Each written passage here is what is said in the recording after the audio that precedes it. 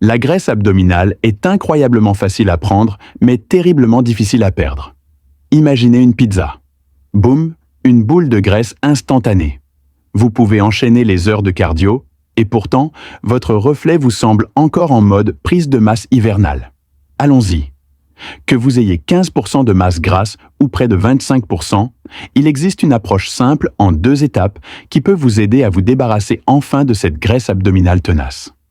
Pas de brûleur de graisse magique, pas de séance de cardio extrême, juste la méthode que j'utilise personnellement. Et dans cette vidéo, je vais tout décortiquer pour que vous n'ayez plus aucune excuse pour entretenir vos poignées d'amour. Mais d'abord, déconstruisons quelques mythes.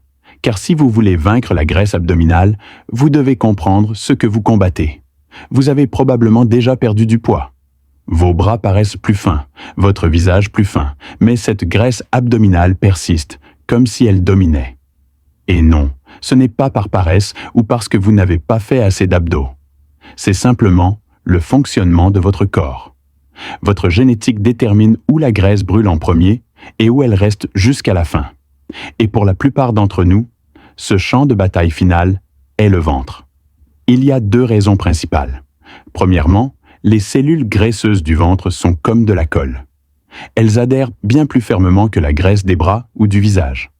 Peu importe vos efforts, c'est toujours la dernière à partir. Deuxièmement, une mauvaise circulation sanguine. Les signaux de combustion des graisses atteignent à peine cette zone. Ainsi, pendant que vos bras et votre visage mincissent, votre ventre est en mode vacances. C'est pourquoi les veines apparaissent sur les biceps bien avant les abdominaux, car il est impossible de cibler la perte de graisse.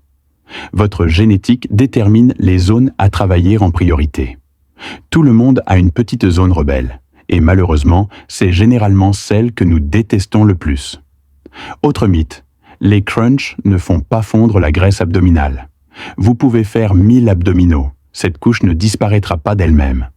Ce n'est pas comme ça que la perte de graisse fonctionne. Mais travailler ces abdominaux est important. Lorsque vous développez réellement ces muscles, ils commencent à apparaître même si votre masse grasse n'est pas très basse. Il n'est pas nécessaire de mincir à 10%. Même à 18 ou 15%, des abdominaux forts commenceront à apparaître. Alors non, les exercices d'abdos ne brûleront pas directement la graisse abdominale, mais ils affineront et définiront votre ventre tout en réduisant votre masse grasse. Imaginez que vous préparez vos abdos pour le spectacle, afin qu'ils soient visibles dès que la graisse qui les recouvre commence à fondre. Maintenant que la graisse abdominale n'a plus de secret pour vous, passons à la véritable méthode en 2 étapes. Première étape, le déficit calorique. C'est la seule vraie façon de perdre de la graisse. Mangez moins que ce que vous brûlez. C'est tout. Ça a l'air facile, mais la régularité est la partie la plus difficile. La plupart des gens mangent trop ou abandonnent après 2 semaines. La clé, c'est la patience. Inutile de vous affamer. Il suffit de maintenir un déficit léger et constant suffisamment longtemps pour que votre corps réagisse. Deuxième étape, accélérer ce déficit. Mais non, cela ne signifie pas réduire davantage les calories. Cela signifie en brûler davantage. Et c'est là que la plupart des gens se trompent. Vous avez probablement essayé le vélo, l'aviron, voire le soulevé de terre.